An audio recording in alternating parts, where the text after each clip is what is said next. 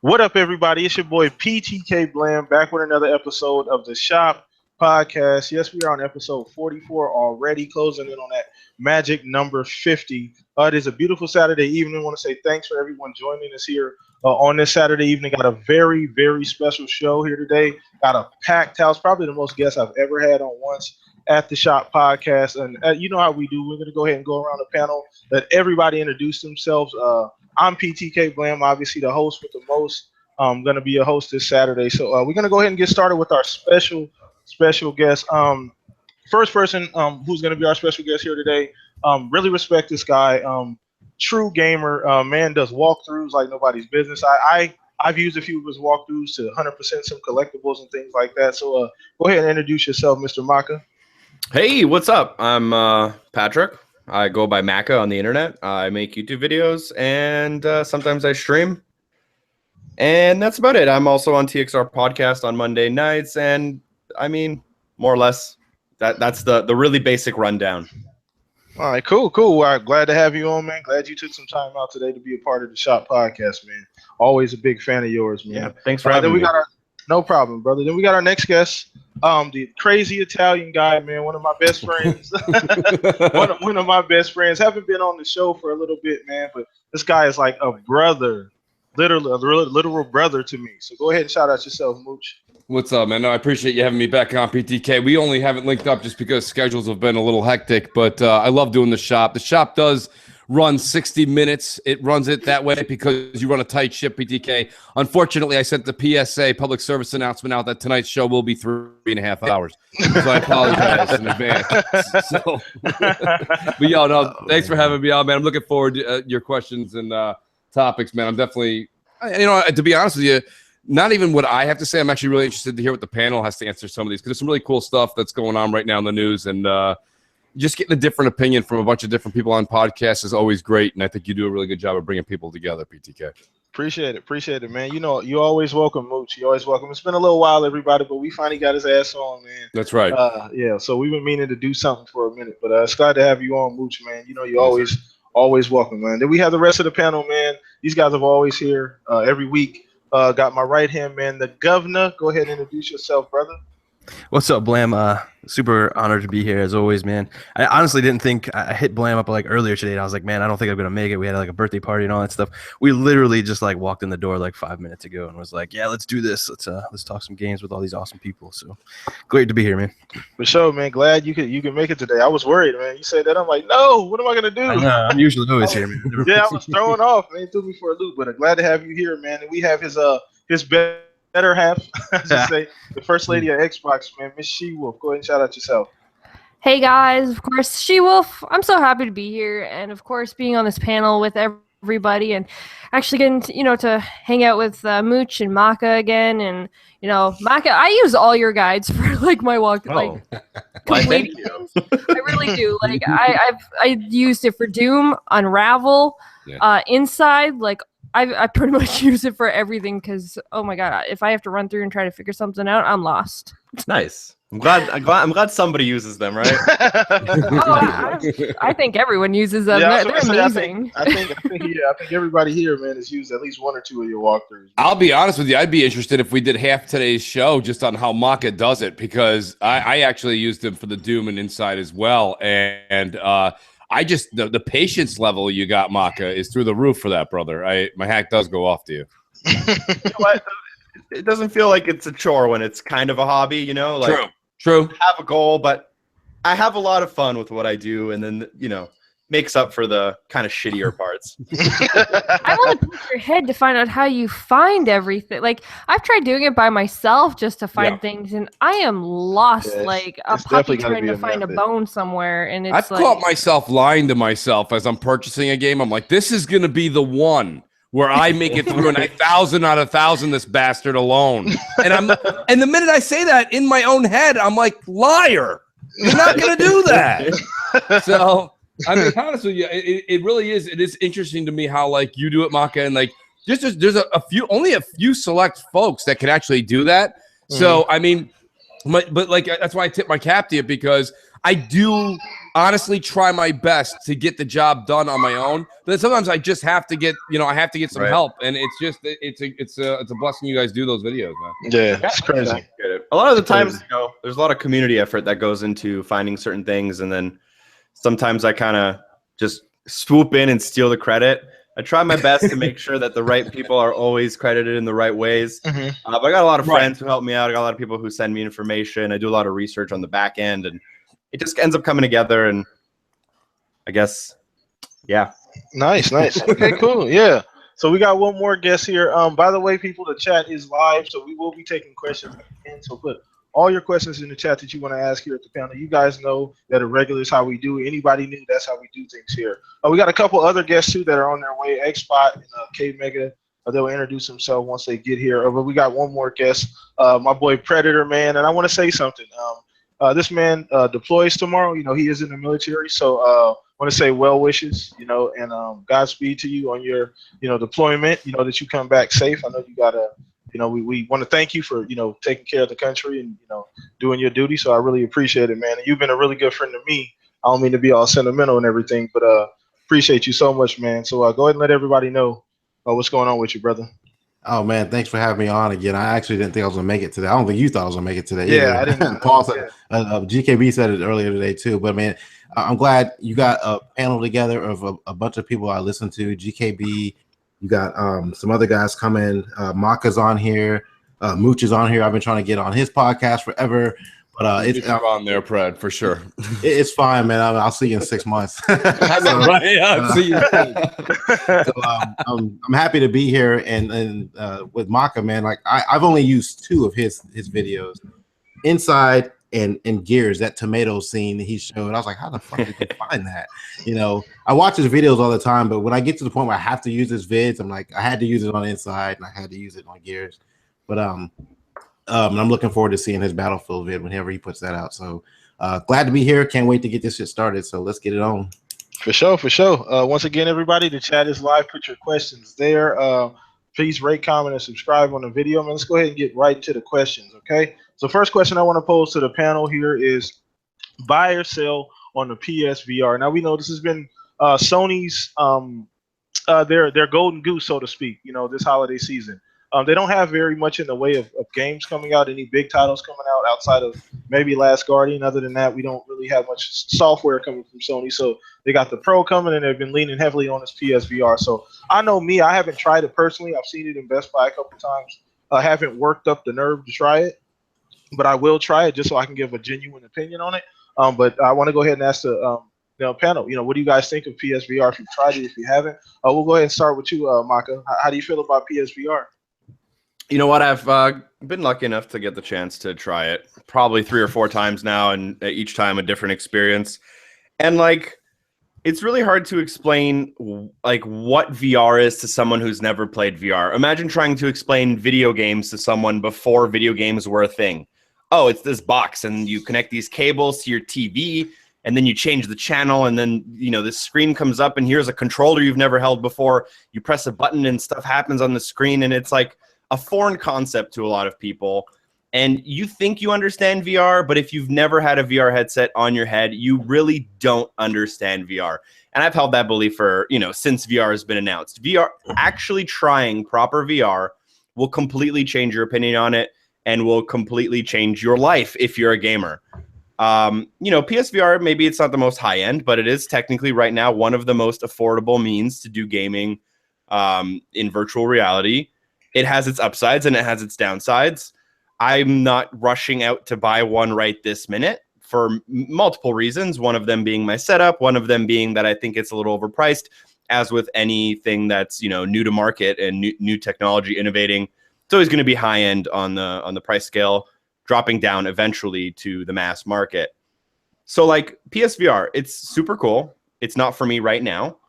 And it's one of those things, you just got to try it, and you'd be surprised at how fun it could be. And a lot of people are complaining about maybe the resolution's not as good or the screen's not as good.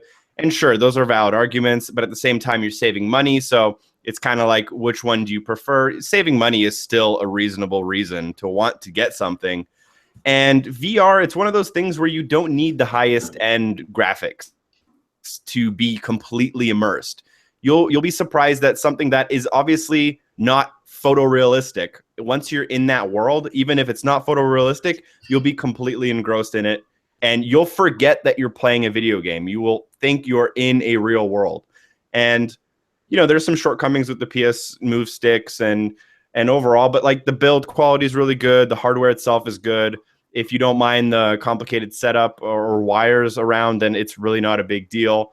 And it's comfortable, it's light. So there's a lot of upsides and a lot of downsides to every product, obviously. And like I said, it's not for me, but I wouldn't fault anyone for wanting to buy it. And I definitely would encourage everyone to try it.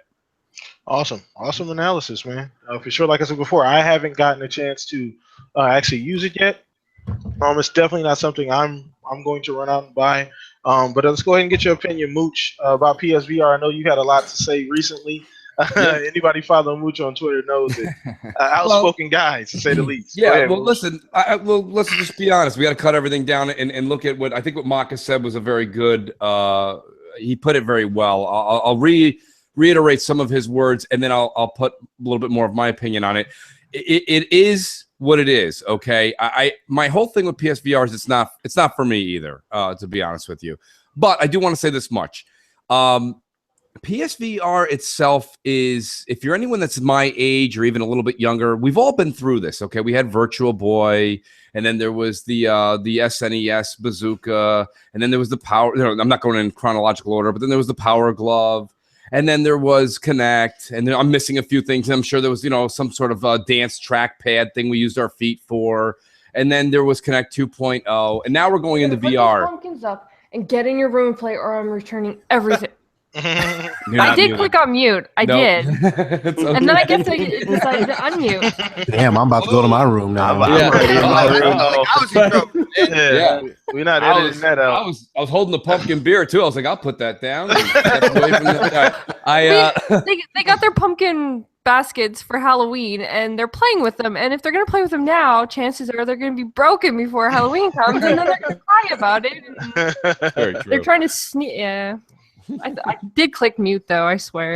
It's like, damn, Sergeant, I'm good. That's what's great about live on the air is the best. You can't beat it. No, what I was saying. So going back to PSVR though, so this to me personally is we're not there yet. We're not there yet, and unfortunately, the only thing that I think is a little bit different from my stance on Maka is I still think that he said it's the most affordable. It's the most affordable, but it's still too much. It's between $400 to $600 for the individual to go out and purchase this. You're going to be getting something that's the equivalent of Sony's version of Jenga blocks, associated with something else that's on what is it they call it? On wheels. It's on carts. It's on whatever with that Dusk Till Dawn or whatever it's called, Till Dawn. It's a shooter that's on. Yeah, it's a shooter that's on rails. Mm-hmm. Yeah, listen. The problem is for $600 because the average person is going to spend about $600. That's too much money for these corny, gimmicky carnival games. My point is this: the media has been stuffing VR down our throat since the Microsoft. I call it the Microsoft build, but it was the Build conference back in March. Everyone's doing it. Okay, everything from you walk into Verizon, there's a Gear VR headset. There's a you go into Best Buy, they've got the Vive set up. They've got PSVR. They're shoving it down our throat, and I feel like this is something where you have a lot of wealthy people in the United States and foreign that have invested into this. Like even take, for example, like a Cliffy B. He's not head over heels into it, but he's an investor. So whenever somebody goes up and asks him, even though he's working on whatever it is, Lawbreakers or whatever he's working on, he'll be, VR? Oh, I'll take a few minutes to talk about that. Of course you will. You have money invested. So you have a lot of people, right? A lot of people who have a lot of money invested, which is a ton of people because everyone was like, you ever see the movie Tommy Boy where they walk around? They're like, you could take the word from a butcher, but here's the whole thing. Right? Bush, can I say it? Can I say it? Please do. You can take a good look at a T-bone by sticking your head up a cow's ass, but I'd rather take the butcher's word for it. Exactly. So basically, right, a lot of people are walking around for Sony and other companies with Facebook, etc., and they're promoting this. And a lot of people are like, you know what? Yeah, I'll put $1 million in. I'll put $2 million in. This looks like something that's going to be futuristic. The problem is that I along with all of you, I'm not speaking just for myself, all of us consumers, we all bought into Virtual Boy, we all bought into Connect, we all bought into this, we all bought into that. The problem is this, we're all sitting here talking about the actual tech being $600, and that's not bad. Fine, that's fine if that's what you have in your pocket, you're willing to spend it. But the problem is there's no software, okay? There's no software, and they're like, it's coming, it's coming. A lot of things have been coming, and they never show up, okay? So my problem here is this. If you're going to invest in VR, take a little bit of extra change out of your pocket and go get an Oculus or get a Vive, because hear me out. Sony's other problem that nobody's talking about, yes, I'm looking at you, gaming media, is that they are predominantly doing a lot of their work in-house, first party. Yes, they have the Batman experience, and they have Rocksteady, and they have a couple people, Insomniac, working on a couple of things. But those are 20 to 45-minute experiences. And I'm sorry, that's not enough for me. I want a game. It doesn't have to be a great one. It just has to be a full game. I don't feel like sitting there putting this whole apparatus on, which takes 20 minutes to put on, just to play 20 minutes and then take 20 minutes to put the whole thing away, the wires, etc. There's too many questions right now. Does that mean that if you have PSVR, you're not enjoying it? Absolutely not. I got a really good chance to hang out with Doc Cupcake. Not only was he on Crossfire, but me and Doc have been talking pretty much for the past 48 hours, 24 to 48 hours, on and off, just bullshitting about his experiences with PSVR. He's been DMing me back and forth all day, sending me video. It's really interesting. And he's been very, very unbiased. He's been very good at what he's been doing. I think Doc's doing a great job. Please do check him out. He's got a video up on his initial review of PSVR. He's very fair. But listen, the point of the matter is that when it comes to PSVR, I just don't think we're there yet. And what I mean by that is we're about 2 years out, because I need the games. I need the games. I don't mind putting money out of my pocket for hardware. I'll give you an example. You go, Mooch, what are you talking about? Scorpio's not going to be a lot of money, as much as we all thought. It's going to be pretty reasonable, according to Phil Spencer's rumors that are coming out, his words. But if Scorpio was making this up, $600, but it's giving me all that in a bag of chips like I've been promised at all of these conferences, I have no problem taking that hard-earned money out of my pocket, because I'm getting a product that on day one I'm going to go home and start playing some games. This here, you have people taking $600 out of their pocket. That doesn't include the games, by the way. Going home, playing them, and they're like, not bad. What? I mean, meh, not bad. I mean, that's just, I'm sorry, meh, not bad, or this will be great later, or stay tuned is not why I want to get involved with PSVR or pretty much VR as a whole right now. Yeah, but so that's my take on it. Look at this way. Right now, you're talking about how expensive PSVR is, but what happens when a Scorpio launches with an Oculus bundle and the shit's $1,300? And that's very likely to happen. I think. I mean, yeah. So, are you going to have that same argument? Like, no one can afford this, and if you can, I mean, obviously, if it does come out, there will be some of that back catalog that probably will hopefully be compatible. Right. But at the same time, like, that's going to be a huge chunk of change for everyone too. Absolutely. Oh, this doesn't exempt any other company. There's no exemption here. All I'm saying is, but the question being PSVR, you've seen what Giant Bomb did a 5-hour Let's Play, okay? They did a 5-hour Let's Play. 1 hour was, I don't remember what it was called, Tumblr or whatever that game is on PSVR. It's basically just Jenga. Can you balance a circle on top of a square and do it with a shaky hand? I mean, that to me, I'm sorry, that's not VR. That's VR experience. That's not the VR that I want when I come home. And to answer your question about $1,300, let's call a spade a spade. People were bitching and complaining that $500 was too much in 2013 when you got a Kinect and an Xbox One. That was too much. If you put $1,300 on anything gaming, as far as a console consumer, you've lost them, period. So the only thing that they can do as far as Scorpio and an Oculus, I mean, if they combine, that's got to be 800 or less. And if it can't be, you're not going to see Oculus bundled with it. Right. I don't know. I feel like you're comparing VR to the Virtual Boy or Kinect. These are failed gimmicks. We all know they're failed gimmicks. We can argue that the Wii U, we did something different, and it wasn't a failure. We was incredibly successful. The way I look at VR is that VR is an extension to the gaming that we already know today. The same way that we once only played with one analog stick, and eventually some game came along. Oh, that's not a good analogy. No, I mean, no, this is completely now we play different. online. In the future, we're going to play VR. It's I don't know. That's kind of hard to say at this point. It's hard to say that because, I mean, you're telling me that you want to close yourself into this headset, put on a pair of headphones, and delete yourself from the earth for 3 hours. That's fine.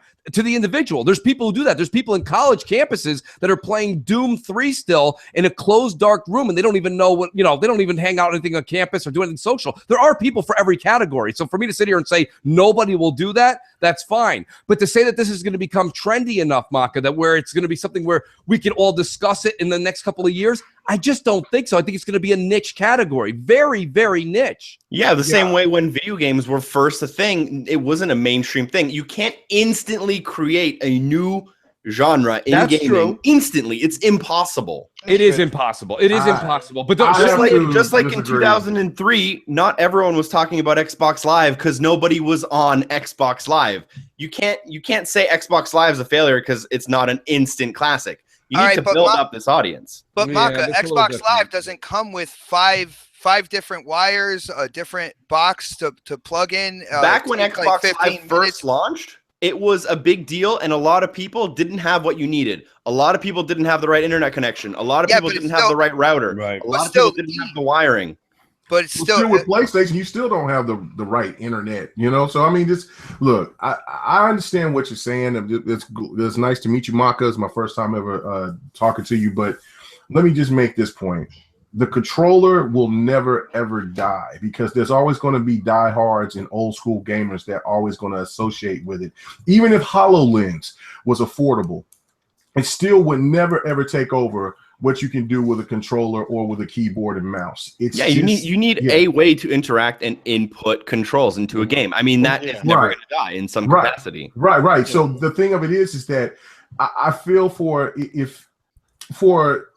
VR, it's more suited for the PC crowd than it is for consoles, for the console gamers. Just for the fact because console gamers move around more often, like they got other things that they have to do. I mean, more console gamers are casual gamers, therefore, than if you look at for the PC crowd.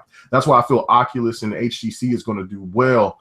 And while PlayStation is jumped too early, I thought that they should have just waited and gave a little bit more time and did their due diligence so they could find a reason to have that experience better. Because right now, if you look at the games that they got, it's not, I agree with Mooch, it's not good enough. I mean, Gran Turismo and Ace Combat would have been perfect games to go along with the VR. But because they pushed those games back, now you're just going to have these little just niche games that will just have somewhat of an experience, but people will put them on playing for maybe an hour or two, and then they're going on and playing a game with a controller. Can I add something to it? And Maka, this is actually a question for you, but because I agree with you with a lot of me, I believe it or not, even though me and you are having a good discussion, we're actually on the same page with a lot of it. But I've talked to a lot of people that particularly invest a lot of time into gaming and YouTube and do very similar work like you, and they all say the same thing. They all say,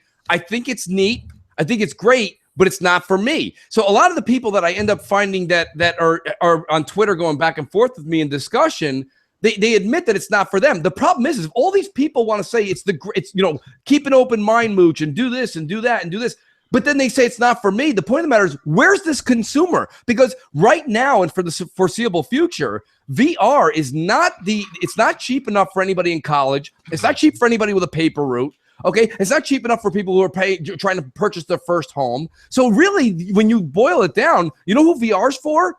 Me. I'm the actual target customer in this case. Someone who's got flexible money to lose, money I can just spend on stuff that haphazardly and not worry about, invest into something that's goofy and fun. There's not a lot of Americans, and I'm saying Americans, anyone worldwide, that actually just has money to throw out at $600 to play VR Tumbler. My point is that when you go to an interview, you wear your best suit. And what I was saying was that VR should have waited a few more years till they could have put out the better games, because they're not making a very good first impression. And that's the problem. PC will be fine. I mean, because they got plenty of games. Like I got Steam, and I'm seeing the games I just bought what is that?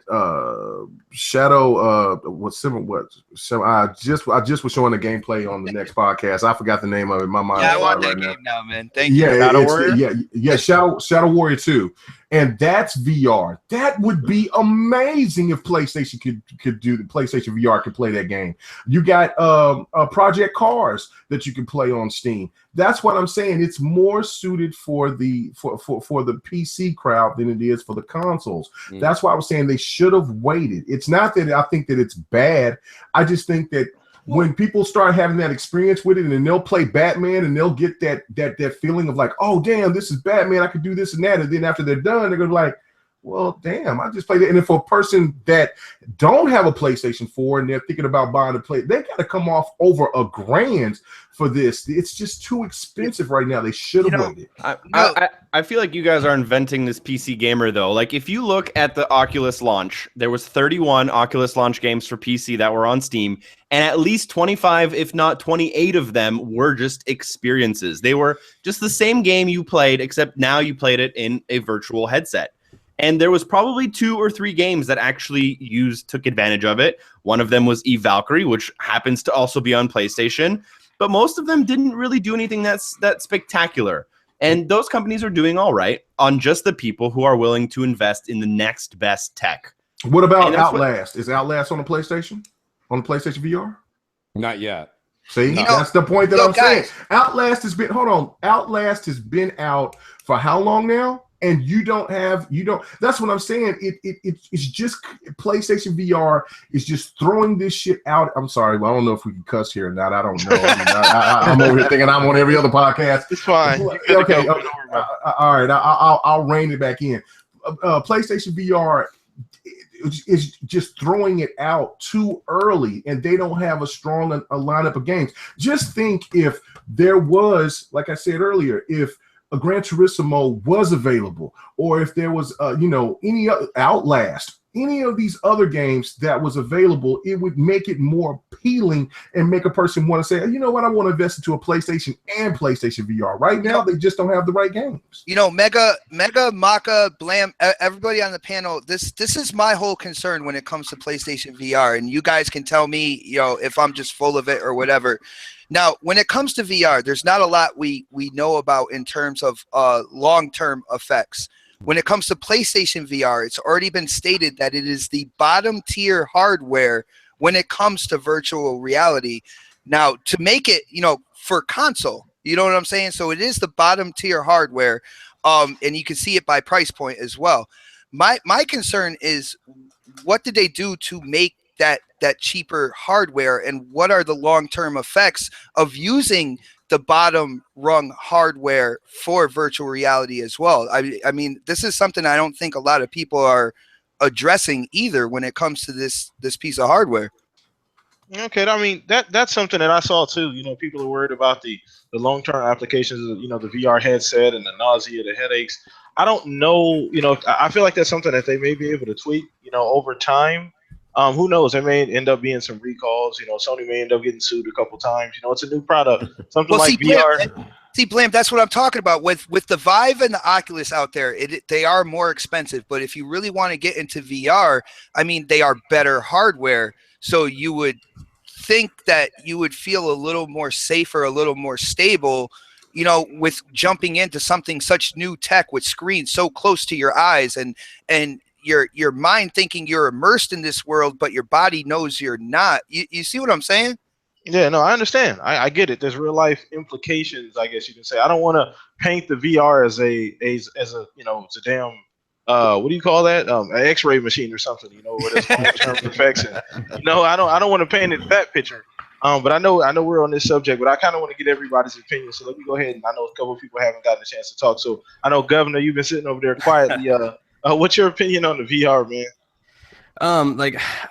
My opinions are all of VR in general. Like, I think everything we've seen, I think there's some really cool experiences out there.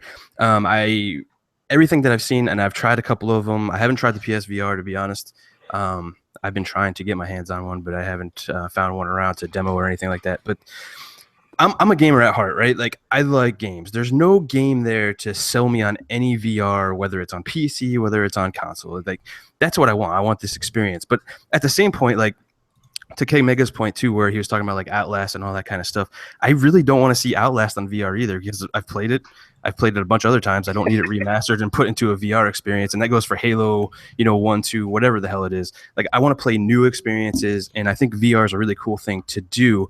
But at this point, like, I still think it's in its infancy. I still think we're a generation or two away before it's really going to take off, if it does take off. That's the other thing too. And I don't want to be, I hear people like, we're kind of like jumping on it and it could be the next best thing. Yeah, it could be, but it's not right now.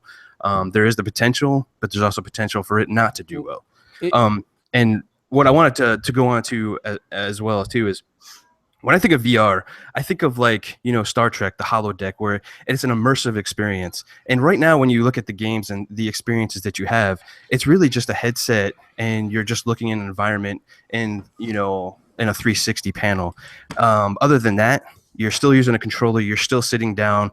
And if I want to do that, I could just do that in front of my monitor on the stuff and the hardware I'm already using. I don't need to spend another $400 or $600, whatever the case may be, for a VR set. It's just one of those things you can't. It's like trying to explain what vision is like to a blind person. It's like not possible. Okay. Yeah. No, I get it. When your headset's on and you have those controllers, you forget that you're holding a controller. It's that type of thing. At least I didn't for find like that Oculus at all. Touch. At least for Oculus Touch, they have those touch like control mover things, and they fit in your hands, and literally each one of your fingers taps a button, and you don't even feel the button.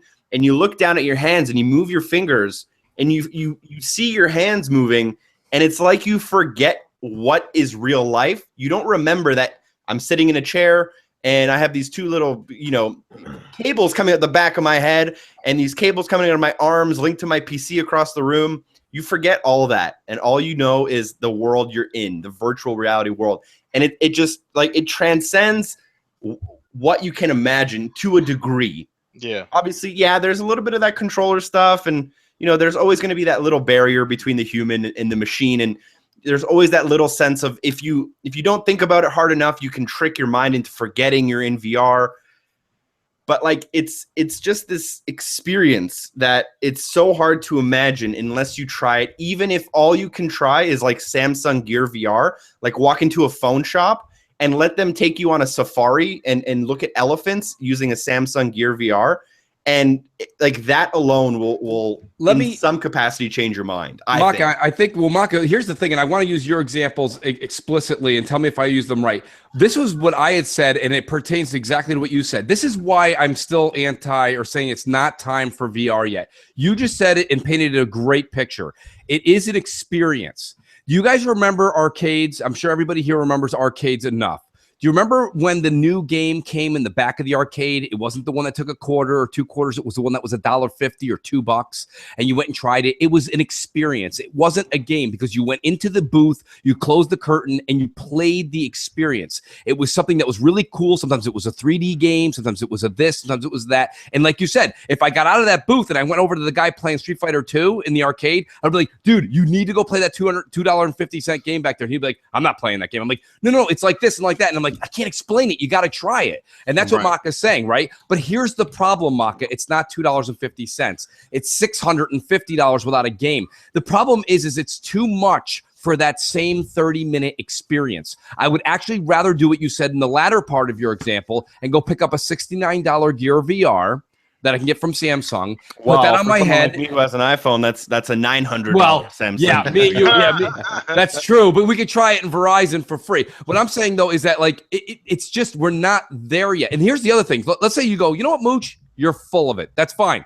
Here's what I'm saying. If you don't believe me, believe Phil Spencer, because Phil Spencer didn't think it was the right time. He said it a number of times. We don't personally think that, and he was describing and talking about the Xbox One Fat and S that we have. That's why he's ready and willing and able to bring it out for Scorpio and beyond. VR is not there yet. And if you don't believe me, believe Phil. That's why Phil didn't make a visor for this generation.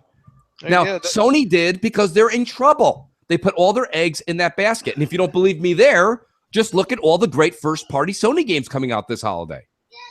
None. Well, I mean, I mean, it's not just me that's saying it. No, that's a good point. That's why I prefaced when I first brought up the question, the question with, I know it's something that you really have to experience, and it's even hard to talk about. As you can see, a lot of us have a lot of different opinions about it. Some of us have tried it, some of us haven't. So Right. we're kind of all over the place with this. Again, Blam, if you got, I will say this though, to agree with, if you got the money to, because I talked to Doc. Doc's like, dude, Doc got a great deal. He got hooked up. So Doc is like, not only did I get hooked up, I'm having fun. It's definitely fun. I guarantee you, what is there, 7, 8 people on the panel? If each one of us, if I was like, you're getting PSVR tonight, and K Mega, you're getting PSVR tonight, and I'm just handing them out to you guys, you're going to be like, oh, this is sweet. And we're going to go home and we're going to enjoy it. But at the same time, it's like Maka said, it's an experience. It's something that you're going to enjoy for a very, very short, brief period of time. And then even that guy, Jeff, what's his face, said, I'm not a big fan of a Giant Bomb. They actually turned during the 5-hour Let's Play. They were playing the Tumblr game. And the one guy goes, here, Jeff. And he's like, no, I'm good. He was like, he just, and like, that's not a bust. Jeff just didn't want to play it. I mean, listen, the experiences right now are neat, nifty, and gosh darn it cool. But that's not great for $600. And I think that's the only thing. I said it right now. I think Crap asked me a couple of episodes ago on Xbox Nation. He goes, if PSVR was $199 for the mask and the sticks, $199 or $299, would you buy it? I said, yes, I would. Yes, I absolutely would. Because for the experience that Maka and many other people have told me, I want to try it. But not for $600 and then the games on top of that. I mean, that's why I say I think we're a year or two away from this becoming that niche thing that people kind of get into. But the problem, and what I'm scared of, and I use the word scared of, is I think because VR came out so early and they're pushing it down the consumer's throat this way, if it leaves a bad taste in people's mouth, even when it gets better later, will people go back to it? That's unknown. We don't know right now. Good point. So I know we got Predator and She-Wolf who over there laying in the cut. Pred, let's go ahead and get your opinion on the VR, man. I mean, I think everybody has basically hit on all the topics. For me, it's the price. And I've not tried it, so I hate knocking things I've never actually even experienced myself. But I mean, just looking at the price itself and the game lineup that they have for it would just deter me from buying it. So it would be a sell for me. I just don't see myself spending $600 on an experience when I could be spending that money on something else, like the great lineup of games we've gotten on Xbox this year. I'd rather spend money on that, upgrading my PC or something like that. So if it came down to me getting PSVR and something else, I'm definitely not going to get PSVR. I just don't see the game lineup that I'm looking for as a gamer that would keep me interested in what PSVR brings. Okay, She-Wolf, what you got, lady? I pretty much agree with Predator mostly on this. Like, I remember when I was 16 years old, there was new technology that was coming out. It was like sunglasses with like an MP3 player built into it, and I was so excited and I wanted it so bad, and I begged my mom, and she told me no. For the price that it is, you're going to use it for a couple months and then it's going to sit on your desk and you're never going to touch it again. And she's like, why should I waste my money on that now? And I'm like, well, whatever. Of course I got mad at her because I'm 16 and I wanted it, but it kind of, I look at that and I think to this, and for something that people have pretty much said, like the games are pretty much about 15 to 30 minutes long. I can't see spending that kind of money on something that is only going to be a short time, where in the end it ends up sitting on, your dresser or your desk and it just picks up dust. Like Predator said, you can spend that money elsewhere. And especially for the fact that this is the first time around for its hardware, it just makes you wonder, like, what are the little nicks? What are the little glitches? What are the problems that there is? And for instance, like I have perfect eyesight, but I have this thing where if I stare at a screen too long, my eyes get lazy and I get terrible headaches.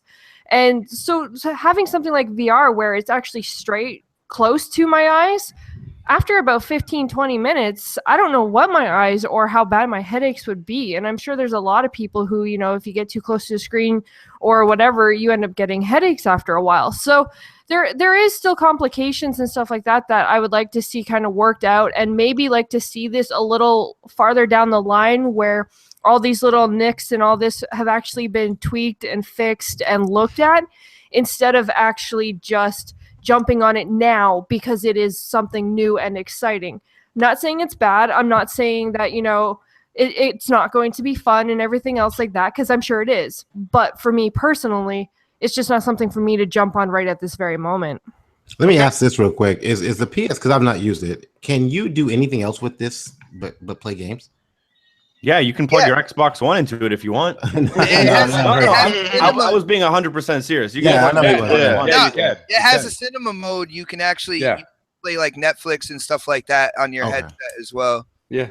Okay. Okay, cool. All right, cool. All right, glad I got that question out of the way first. Good Lord. All right, everybody. So it looks like that was a good topic. So let's go ahead and move on, man. We got a lot of good questions, a lot of good answers already in the chat. So next question I wanted to bring up. Now, everybody outside of PSVR, Gears 4 has been the biggest thing in the news recently, especially in gaming news. A lot of the Xbox community has gotten behind this game, and I really felt like, and I had this feeling before the game even dropped, that this Gears in particular would be a standard setter or a standard bearer for the rest of the generation when it comes to first-party studios, when it comes to technical aspect, when it comes to graphics, gameplay. I really felt like they would all bring it together, and for the most part, they did. You know what I'm saying? I don't actually have the game as of yet. I will be buying the game in a couple of days here, so I'll be able to finally experience that for myself. But just for the few videos that I've walked through, the walkthroughs that I've seen, let's plays that I've seen, and just from you guys here on the panel that I've heard, the game is fantastic. So my question to you guys would be: is this game going to be the trendsetter or standard bearer for first party games going forward? So I'll go ahead and start with you, GKB, on this one. What do you think? You think that's going to be something that you think this game's kind of set the standard? Yeah, like I've already said this on like Xbox Nation, the console corner too. I personally had a phenomenal time playing through. I enjoyed the new characters. I enjoyed the story. I thought the graphics were just phenomenal. I think the best to date on the Xbox One. And I've said it on the podcast before that I thought Gears 4 was going to set the standard for our first parties to reach or try to exceed going forward. So yeah, I think it's absolutely there. Okay, Xbox, let's roll with you, man. Standard. I'm not going to say standard. All right, it's an absolutely incredible game. What I'm looking at this game as, a lot of people have come out and stated that this is pretty much one of the first games made from the ground up with DX12, and you can see how well DX12 goes with the Unreal Engine. Dude, game's absolutely, in my mind, absolutely flawless. They took their time. They got the pacing right. They got the graphics right. They got the mood right. But I think you're going to see a lot more of these games when it comes to games being built off DX12. So it's an absolutely amazing game. I am behind it 100%. I'm just imagining what's going to happen from here on out. Now that this API actually has an assets library to kind of draw from and everything like that. Like it just seems like the sky is the limit when it comes to games coming out, from now on. So that's what I'll say about that, man. Good point. Maybe I was being too bold with standard setting. I just meant like that next step. We all know this game was built from DX12. That was already confirmed from the ground up by Rod Ferguson earlier this year. So it is pretty impressive to see that game. It's impressive. Yo, I'm seeing, the attention to detail is just ridiculous. I already thought Forza Horizon 3 was crazy. This is even crazier, man. I've never, I don't know, man. It's just hard to say, and I don't even have the game in my hands yet. So I'm kind of thinking what it's gonna feel like once I pop that bad boy in, man. Yo, Blam, when you do get it, if you don't have ananybody else to go co-op through the story, man, I'll go through it with you. Boy, don't do it. I won't spoil it. Don't do it. And that's a good segue to you, Megan. So go ahead, man. What are you thinking about Gears 4 moving forward? Do you think it's the game that's going to, like he said, maybe not set the standard, but kind of pave the way for other games? DX12. I actually think it does set the standard. Just for the Unreal Engine 4 with DirectX 12, and then there's going to be other games that's going to use the Unreal Engine, but not utilize DirectX 12. It makes me more excited what's going to come on the horizon with Halo 6 and with Crackdown. Man, this game is absolutely stunning. It's great on all levels. I was talking about it on the next podcast. This is definitely one of the games that actually competes with Rise on the level of detail and graphics. It's amazing. And Uncharted 4. Let's not that game is a beautiful game as well. Yeah. So it sets the bar, and that's what I was saying. It's not in the sense of competition with 343, but it definitely has. It's definitely putting 343 on notice, because Halo 6 has got to be on that level, on par to outplay it, or just set it up. But I love it. This game is definitely the standard, and it's the best looking game not this generation, but this year for sure, to me. Okay. You know what? The ironic that you would say, it's kind of 343 is going to kind of have to step their game up, because they had a major hand in making this game happen.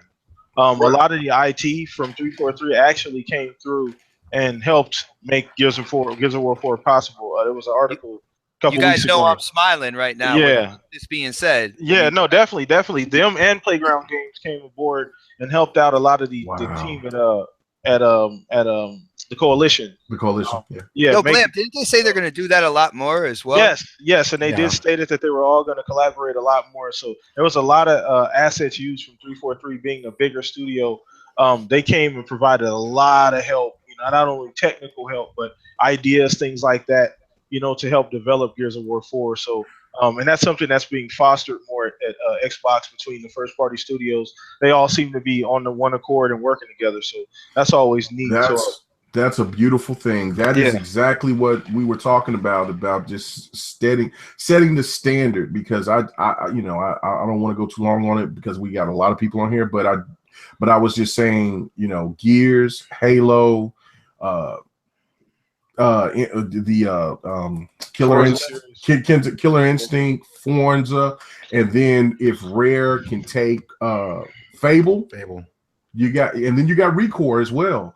You got 6 games right there that Xbox has that can just just have a clean slate, and nothing can touch that. Not even Nintendo has 6 strong IPs like that. I say it's very Nintendo-esque, but taking it kind of like a step further. Yeah, definitely. So, Maka, let's get your opinion on Gears 4. I know you, Mr. Walkthrough Guide himself. You played a lot of Gears 4 in and out. So, how are you enjoying the game, first off? And do you feel like it's moved the bar up a little bit as far as Gears 4? Yeah, so I mean, I've been playing Gears. I think I've put 50 hours into Gears 4 at this point. Beat the story almost twice through now. Played a bunch of hours of Versus, and mostly Horde is what has been getting most of my interest. Now, I might not be the biggest Gears fan here. I for sure am not the biggest Gears fan here. And, Gears 4, for what it is, like, there's a lot of good stuff. There's a lot of okay stuff, in my opinion. But from a technical standpoint, graphically speaking, audio speaking, it meets a really high standard. And I think I like a lot of the things they did with the marketing, with it getting its own console, with the Rockstar energy drinks, with the controllers and the headsets and the hard drives, and all like the entire Gears universe, and the Gears loot crates and the replica and the collector's edition. A movie now. There's a movie apparently coming out with let's be honest, it probably won't be that great. You know what? Like, they gave it the right treatment, I think, that Gears deserved for a long time. And it would be nice to see them give that treatment to games more often, whether it be Quantum Break that they were, promoting for close to 3 years before it came out, even though, it might have not ended up being what we all expected, although it was fun in its own way and unique in its own way. It definitely tried new things. You know what? Gears of War 4, in my opinion, it was safe. It didn't try many new things, so I'm hoping Gears of War 5 lets them kind of go full stride. It was a nice approach, similar to what Halo 5 probably is doing for Halo 6. Overall, though, like, standard-wise, in terms of quality, I would say it was a high-quality product. It launched with minimal problems. And, quality-wise, it would definitely be a good place for Microsoft to try to reach with every game. Yo, nice. Maka, since you touched on the audio, man, those creatures, the sounds of those creatures, dude, Oh my goodness, that will freak me out if I'm sleeping and somebody's playing the game. Like, oh wow, The horse hooves of the snatchers alone. that creeps the hell out of me, man. That was crazy.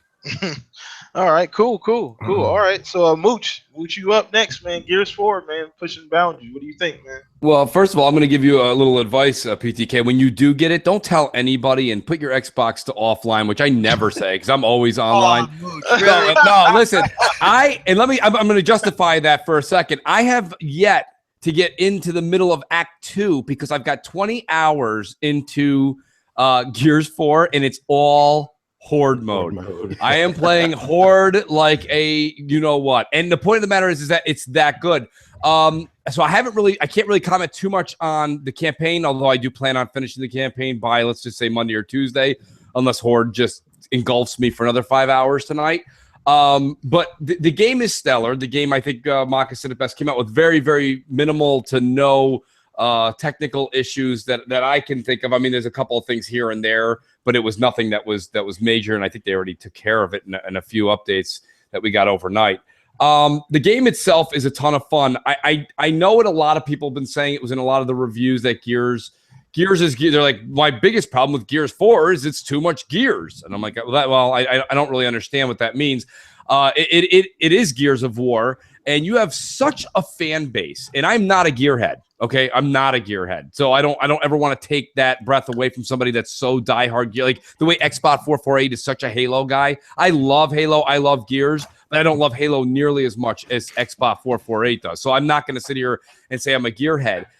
But you have such an allegiance, such a core group of fans. Okay, and I'll give you an example of what I mean. What God of War is doing on the PS side, I think is going to be atrocious because I don't even like God of War that much. I didn't like the camera angles, and I thought you'd get an epileptic seizure if you played it too long. But like, nonetheless, I think that there's a God of War group of people that are like, they love that game. And now God of War 4, or whatever they're calling it, God of War, the new one that Sony's coming out with, is now an over-the-shoulder third-person view. It changes the game's dynamic, the whole nine. That, I think, is a catastrophe when you have such an allegiance. That being said, getting back to Gears did just the opposite. Gears was like, this is the recipe that everybody likes. I got news. Like I said, when I go home and I eat my mom's Italian sauce, okay, it's the same sauce for all these years. Nothing's different. She doesn't change one cube of onion. Nothing different. Not one clove of garlic. Nothing changes because that's the sauce. You don't change the recipe. So my hat does go off to Rod in keeping Gears. And then I would like to see them kind of take it and go to the next iteration with a Gears 5 and maybe bring a new element here or there. I think what they did for Gears 4 was the way to go just because you've got such a core group of people that have been following this franchise for so long. And now it's finally in Microsoft's hands. And to do anything too radical may have really been a slap in the face to some of the Gear fans that have been following them for so long. So I think that kind of defends Rod in that retrospect. As far as the game itself, I think, and I'm not a reviewer by no means, but I think it sits at a healthy 8.5 and between 8.5 and 9 myself personally, because I think the game is just a ton of fun. I think it looks good. It looks very good. I wouldn't exactly say it's the standard because I think that you're going to see even more blossom out of the Xbox One S over the next 12 months before Scorpio. But yeah, the game's a lot of fun. I just can't wait to get back to campaign, and I just can't because I start campaign, I get about maybe 20 minutes in, and then I get 3-4. The minute someone sees I'm playing it, I get 3-4 invites like, yo, Mooch, we're in Horde. And how do you pass up Horde? I'm a born multiplayer. That's what got me into the whole Xbox community experience 9-10 years ago. So like when someone invites me to a multiplayer game, I find it, unless I have to get up at work at 5 a.m. instead of 6 a.m., I barely ever refuse a multiplayer game. So the game's great, and I definitely tip my hat to the coalition. Okay, awesome. Go ahead. Real quick, man. I got a question for Maka and Mooch there too, because they had similar things about it's kind of a safe. They could have pushed it more here or there. And I wanted to know what do you guys think they could have pushed for the next Gears? Because I thought they took a lot of chances actually. In this I agree with you. That's what I was just waiting for my time because there's so many other people on there. No. I already said what I had to say, but I disagree wholeheartedly, they took some chances with some things. I don't want to, say anything that would happen within the story, but man, they took some chances. There was things that were different. I think they pushed some of the graphical things, like with the bringing the environment and the weather into the game. But I do think that, as far as the game itself, and this wasn't a minus for me. You don't understand that. When you get older, okay, whether you're talking about your money or your video games, you get very conservative. So I actually have no issue with the whole what they did and the way that they went about it. I enjoyed the touch, feel, and everything of the way Gears 4 came out. But I do think that when you say what could they do, it's hard for me to answer that, GKB and K Mega, because if I could answer that for you, I would actually be vice president of the coalition. You got to remember with the campaign, he hasn't gotten that far either. That's true. I haven't seen maybe what you guys have seen. Yeah.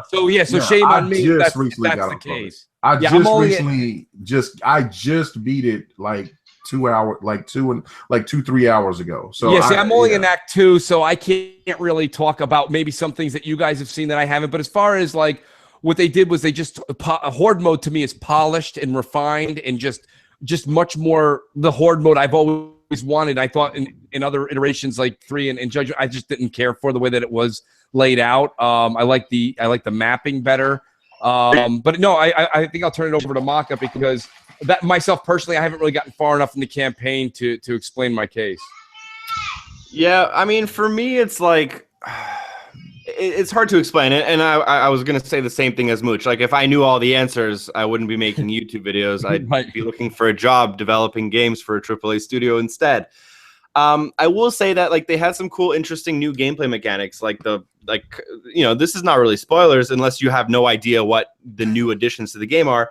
But like they have new weapons, and those are cool. They have new enemy types, those are cool. They have the weather effects, and they have the dropping kind of cover system. The temporary cover system.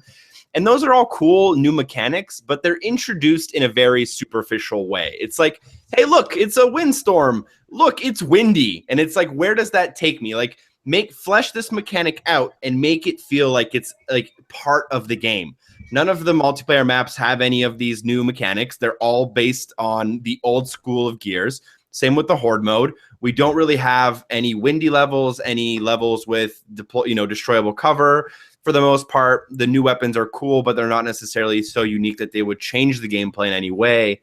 And it's like they had a good set of ideas and a good set of changes, and then they just didn't push those new game mechanics far enough and flesh them out to be deep enough to change the gameplay. I'm not looking to change the core gameplay loop of Gears. I'm just looking to change the gameplay. I don't know if that answers your question. We might just disagree on what we want from our Gears, and that's totally cool. Okay, well, no, that's a great perspective to have on it too. And I want to mention one thing.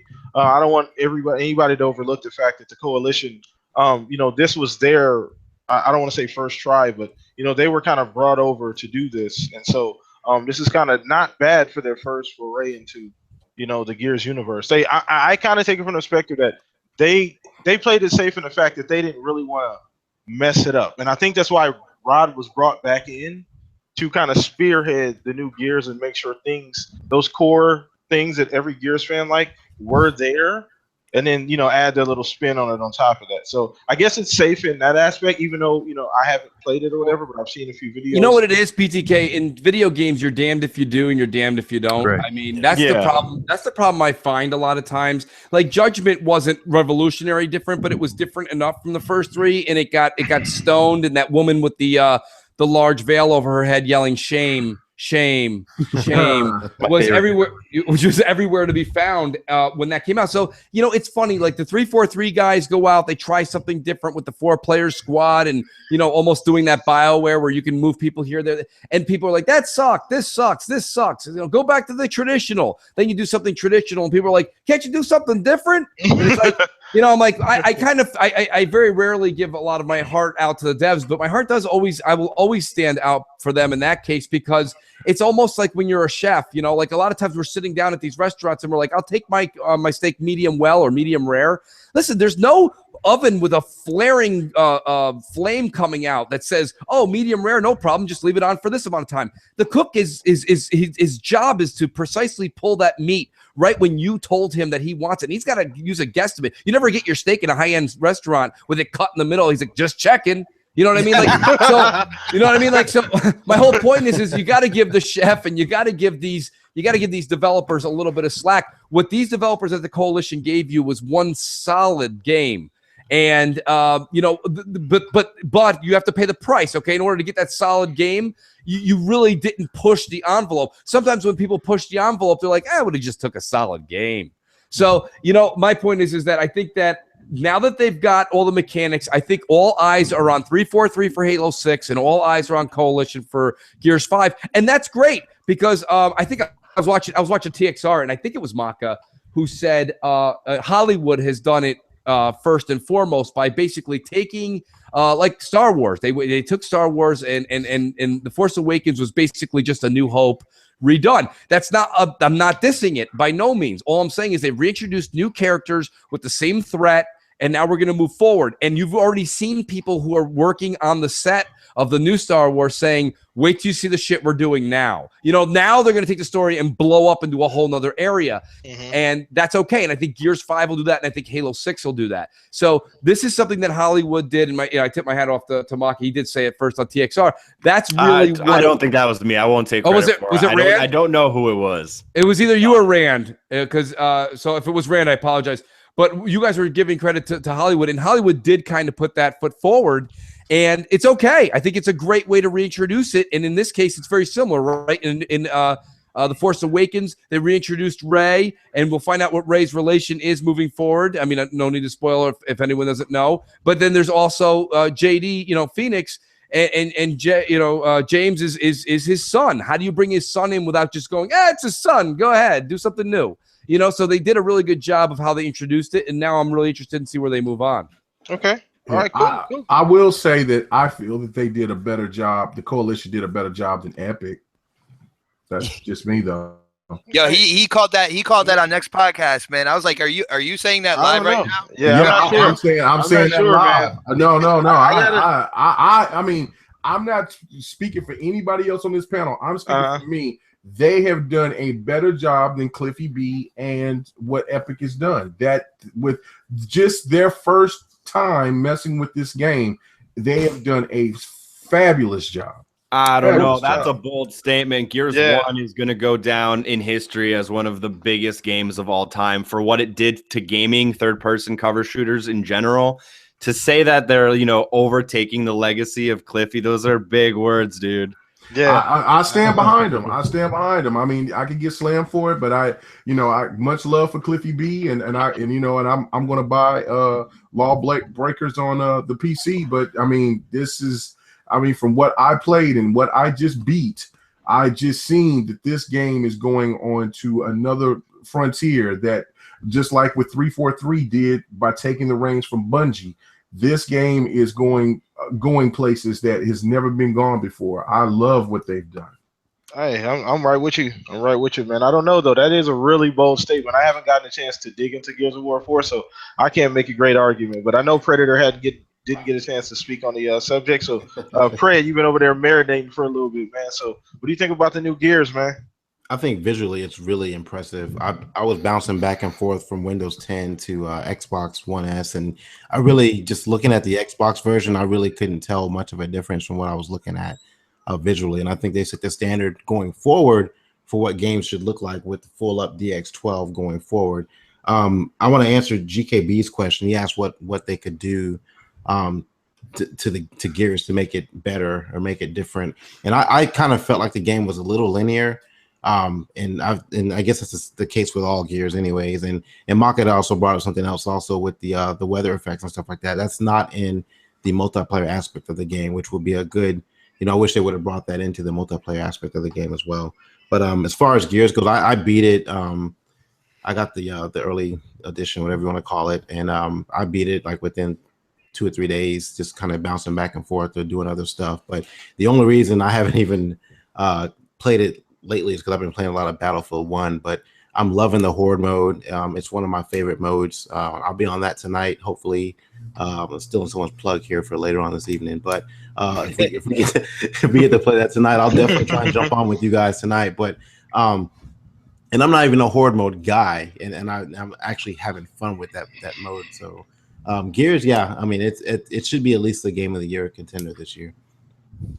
Okay, cool. Great point. Great point. I know She Wolf was in here a minute ago. I don't know if she dropped out. GKB. She haven't. Yeah, her computer like did the nice Windows 10 update during the show. Oh, so. Don't you love that? She shuts that's everything awesome. off. It's like you update now. Yeah. Now. That's But awesome. I want to back up K Mega, and I'm right on board with you, man. I think this one's probably the best one of the Gears franchise as well. Okay, man. You know what? I definitely sure. want to. I'm definitely really, really ready to dive into it at this point, man. Because I really want to see. Because Gears 1, 2, 3, is one of those cornerstone franchises, especially for me. Being an Xbox fan. So let's go ahead and move on to the next topic that we have here. So as we've been seeing more recently, this half of the year has been fantastic for Xbox with the NPD wins. They got a lot of great momentum since E3 games. The hardware is there. They got Scorpio coming next year. So I kind of want to pose a question. I feel like 2017 can be even better than 2016 was. We haven't seen how the year is going to close out with November, December, but they got a lot of momentum. Even if they don't win an NPD, not that I care if they win or not. But even if they don't win the next two, whatever the case may be, I still feel like they have great momentum with everything that they have right now. They have a great mix of hardware, great mix of software, a lot of new software coming out next year. Even all the way down to the indie level, with Cuphead and some other games below, games like that, hopefully coming out at some point, next year. So I want to go ahead and start with you, Maka. What do you think? You think 2017 can be just as good or better for Xbox? With Scorpio, I think that's going to be a big thing, and it can either go really well, as we're seeing Xbox doing now, or it can go very poorly, as we saw Xbox in 2013, 12 when they announced it. With the DRM and the, hey, we got a console for you, the Xbox 360. So obviously a lot depends, I think, on the Scorpio announcement. Who knows when it'll be? Some people think it's soon. Some people think it's at E3. That's a gap of 6 months. So I guess we'll see, when we hear more specific details other than, hey, it's really fast. And, hey, it's not going to be as much as you might think it'll cost. Like, I want to see, I don't want these little rumblings. Like, these are all kind of meaningless statements with no actual hard evidence. Like, you can say something, but if you don't have like an actual written down goal or objective with a date, like none of that really matters. So it'll be interesting to see where they move forward with Scorpio and what they kind of announce. I'm probably one of the biggest Halo 3 fans of all time. So when they announced that Halo 3 Anniversary Edition, Scorpio Thank you, 4, Maka. Good job. Yeah. It's right off the hook, man. So when they announced that Halo 3, when they announced that Halo 3 4K 60 FPS running on Scorpio as a launch, apparently it's not going to be an exclusive, but it'll be on there, and hopefully it runs at the premium to kind of showcase the hardware. That excites me. Like, I don't know. I think 2015 and 2016 are really great years. They'll be hard to follow. And it can kind of swing both ways. And that swing can go very quickly either way, to be honest, in my opinion. Good points. Good points. A lot of variables there when it comes to Xbox and just the landscape of video games for the next 12 months. So go ahead and move on to you, Mooch. I know you got a lot to say about things coming up next year. Do you feel like 2017 is going to be another banner year or more of a complete year from month, from January to December for Xbox? I think you just, I like how you just ended that question. I'll start with that. I think it's going to be a more complete year, but I don't know if I'd use the word better. I have big concerns myself. This is a me problem. I don't have a lot of faith isn't the word. I'm not looking forward to some of the games a lot of people are looking forward to 2017 like I was in 2016. Like Gears 4, Forza Horizon, Record, Dead Rising 4, Quantum Break. I mean, I still say, holy shit. Like those games, if you told me I had to sit down and play any of those right now, I'd be like, even Quantum Break, I would play all of that right through right now and be totally excited to enjoy that experience again. Here's my problem. 2017 is bringing games like Sea of Thieves, and oh Lord, the game is so not necessarily interesting to me that I don't ever remember it. The one with the dragons is Scalebound. I always forget the name of that one, and I think it's because Microsoft also forgot it. I just think that personally, there's a lot of question marks there. I do, however, think just like everything with Microsoft related, it always gets better towards the holiday. Am I looking forward to Scorpio? Yes. I think Maka brought up some good points in saying, is this going to be another, not the same issues, but the way that the Xbox One fell into the DRM and blah, blah, blah. And stuff. I totally don't think we have anything at all in the world under Phil's leadership to worry about as far as complications between hurting the consumer, making the consumer feel like less of a person for purchasing the Scorpio. I don't think we're gonna have any of those problems. Yeah, but that depends on us. I mean, when they announced, Xbox Play Anywhere, people were upset that people were gonna play Gears on PC. So it's like it really honestly depends on us.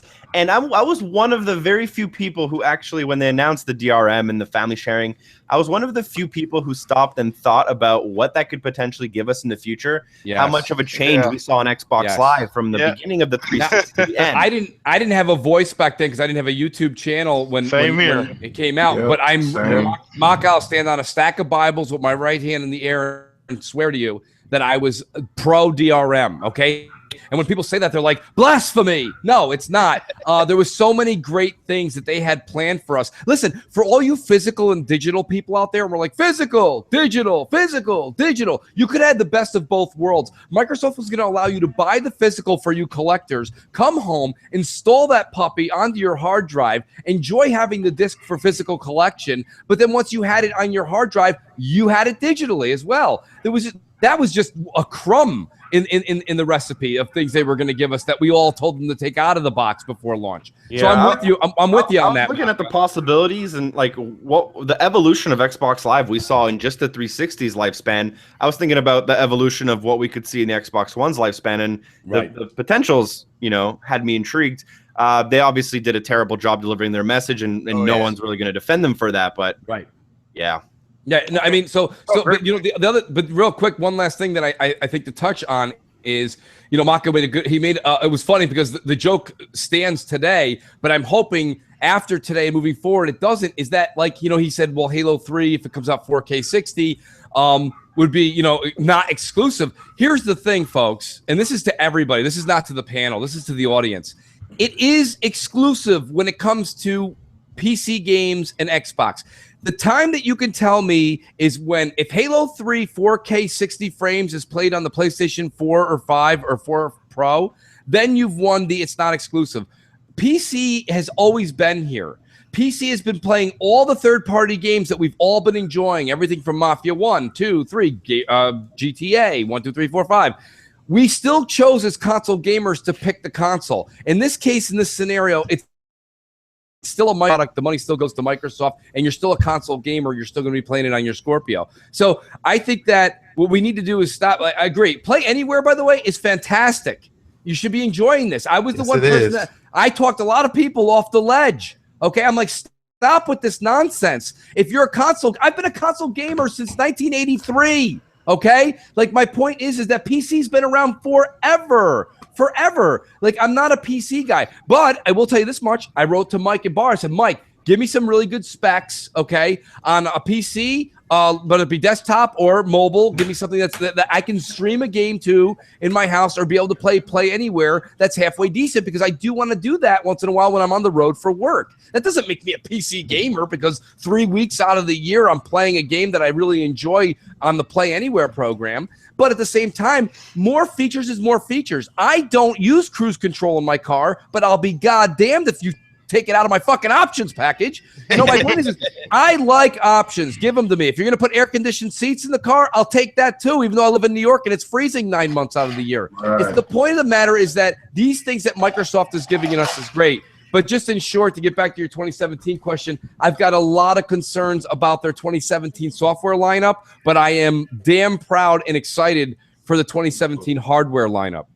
For sure. Okay. Good point. Because, I mean, to be fair, and kind of piggyback off what Mooch said before I get to anybody else here, the 2017 lineup, a lot of those games we know even less about than we did about the ones that came out this year. Right. So it is kind of, if you really sit back and you take 5 minutes, kind of contemplate, there are some questions there. I don't doubt the games themselves.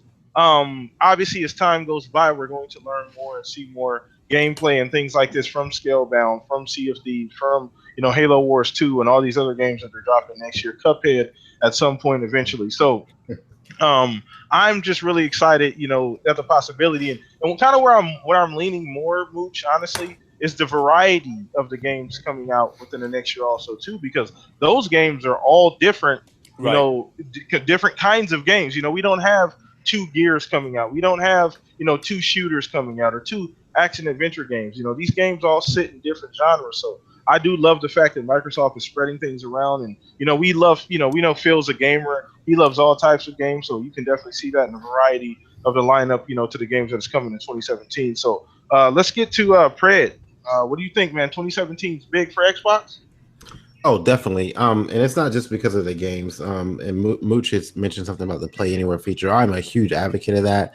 I'll be playing Rico on my flight over to the Middle East, so I'm looking forward to that. I've been hanging on to that game for a while to not finish it, just so I can have something to do on the plane. So that's a great feature for them. I know Phil is trying to get some more third-party stuff involved in that as well. My issue with the last couple of years with Microsoft has just been their PR. It's been like really shitty the last couple of years. They'll announce something and then they'll go and something else will happen and it will just cause a backlash. We had that at the beginning of the year with Quantum Break and stuff like that, and the whole Play Anywhere thing. It kind of split the community up for a little bit. But now it seems like their message has gotten a lot better. Their PR coverage has gotten a lot better over the last, I guess maybe the last 5 or 6 months. And we mentioned this on the Shop podcast a couple of weeks ago. Like maybe they hired somebody new to fix this shit, but they're doing a really good job now. So now going forward into 2017, I think that will be the biggest upgrade, I think, for them going forward. Like everyone knows what they're doing now. With the announcement of the Scorpio so early, we know what's coming. It's not a big surprise to anybody else. So as far as games come, I mean, I'm not really excited about Scalebound. It's not really on my list of games I'm super excited for coming up next year. I am looking forward to Crackdown, and then I know someone's going to be really excited about this, but the Halo 3 anniversary. So so hopefully that's coming as well. I would love to see Halo with 4K, and that should be a great launch title for the Scorpio when it comes out later on this year, later on next year. Okay, cool. All right, so let's go ahead and get to you, Mega. All right. Me personally, I think that this year's lineup is solid, but just how crazy this gaming generation has been, everybody's going to be gravitated to what's going on next year. I think Sea of Thieves is going to be a streaming sensation. I mean, I've already seen streamers that played the demo or played a beta of that just go bananas and they praise it. So I think that game is going to be a success with streamers. Scalebound, for me, I'm really excited about it. I am into Japanese games. It's just something that looks different, unique, something that Xbox definitely needs in their lineup and their portfolio. We forget about Killer Instinct. Killer Instinct will definitely have a season 5 or a season 4, I should say, and that's going to be huge. I'm definitely looking forward to that. However they do it is how they do it, but I'm definitely going to cop that day one. Crackdown's going to be huge for some people. I've never been a big Crackdown fan, but I'll buy it just because I support the Xbox, exclusives. And then whatever titles that come out, I'm really looking forward to Cuphead. I'm glad that they gave us some kind of indication of when that game is coming out, because as much as I slam PlayStation for all their delays, you've been showing me Cuphead. I want to know more about. It's been 3 years, and Microsoft needs to be slammed for taking so long to bring in this game out, because I have been ready to pre-order this game right off the bat. To be fair, Mega, they did go in and revamp the entire game, and the hand-drawn process, and they started from scratch. I mean, they didn't. I don't know if they just completely tore the game down, but I know it was pretty much just boss fights at one point, and now there's a platforming. There's actual full levels, and I'm pretty sure that changed the dynamic of the game, quite a bit. So I understand. I know there's a quote that I saw on Twitter you know, a delayed game will eventually be good, but a bad game will always be bad. Right. So if it's delayed for, you know, positive purposes, then I'm okay with that. Just like you said, keep us in the know about, you know, maybe a some delayed times. You can only delay a game so much. Before No, they you're right. start You're losing right. interest. You're absolutely right. And And a that's delayed game doesn't guarantee that it's going to be a good game. No. Right. I'm not saying that, but if it's bad, then it's bad. Period. Yeah. Right. So if you're gonna delay it, then please, you know, do something to make it enhance great. the game. Yeah. Right, and that's one of the things that I'm. That's what I'm talking about. Is that it's kind of like with Uncharted 4. You know, it's been delayed so much that it almost gets the hype of the game gets. It loses its mystique, and I think that kind of happened with Quantum Break a little bit. Like everybody, when they first seen it, was like, "Oh my god!" And then it got delayed, and then people was kind of like, "Yeah." So that's the thing that I fear about, you know, Cuphead, that a lot of people won't gravitate to it because of that reason, because it's been delayed for so long. But then, you know, you got to look at We Happy Few. That game is actually going to be coming, and that's an amazing game. I've played a little bit of that. So, I mean, there's a lot of things to be excited for. I just feel like I agree with Mooch and others that this game, that this lineup this year is more stellar by name, but I think people are going to gravitate to next year just because of, you know, just because they're new platforms or they're games that's come out. That's Good point. Yeah. So Good point. So who did I get to you, GKB? I think I got to you first. No, okay. All right, go ahead, GKB. Yeah, so I kind of have a little bit of a different perspective. I think Xbox overall is probably going to have a good year for a lot of the opinions that we've already heard about the games and, you know, Scorpio, the hardware, and all that kind of stuff. But I think the real reason that next year is going to be interesting for gamers in the fact that, you know, Nintendo is going to be doing something new.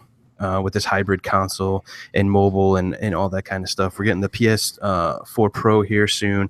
That's going to be doing something different for gamers as well. And, you know, for like people like Maka and stuff that really enjoy the VR experience and all that kind of stuff, you know, Scorpio is probably going to see that. So I think overall, like the whole landscape of the gaming industry is really going to be very interesting to see how all these things are going to play together, how, you know, what is going to last, what's going to go on, what's going to be the next big thing, and all that. I think it's going to be really interesting for a lot of gamers. And to Tamaka's point as well, is like after all these things drop and you know, we're all playing on this stuff, you know, where do you go from there? And, you know, the other factor that is too is like, what haven't we seen? Like, what's going to be at E3 and all this other kind of stuff too. Like, it's going to be a really, really interesting year next year. And I think the what haven't we seen portion of it is kind of neat, you know.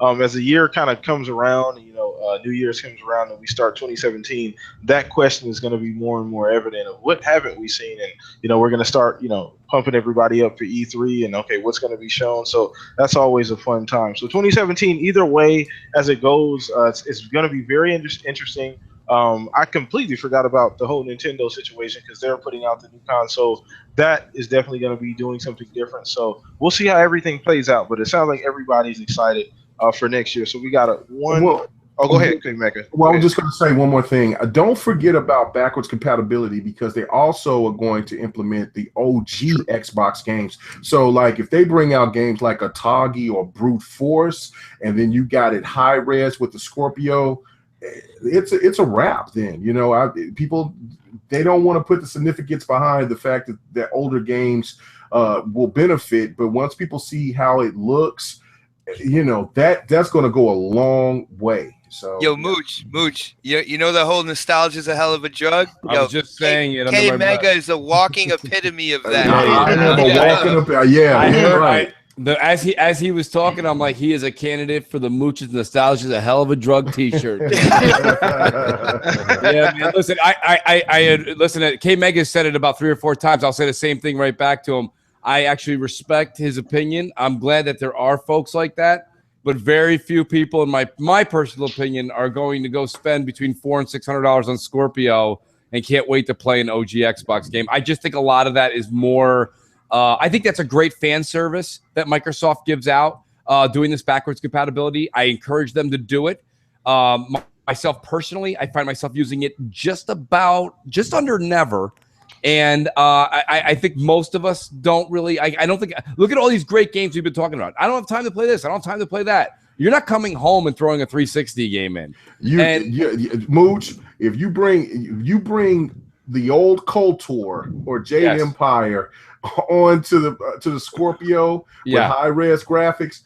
Hey, you know what? Hey Mega, can I trump you? Can I trump you real quick? How about if I bring you a brand new KOTOR to the Scorpio platform? I mean, absolutely. That's what I'm saying. We're it's just like having great movies, right? We all have DVD. I have so many DVDs, right?